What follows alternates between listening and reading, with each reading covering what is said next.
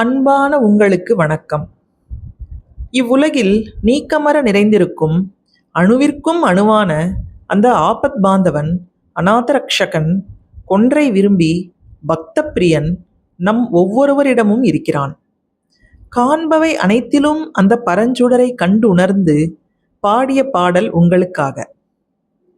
Thiruchitrambalam, Thillaiambalam, சிவோகம்.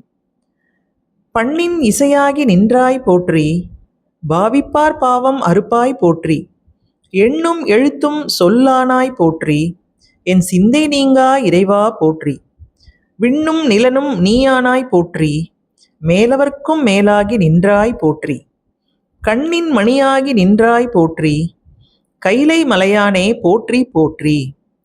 Thiruchitrambalam, Thillaiambalam, சிவோகம்.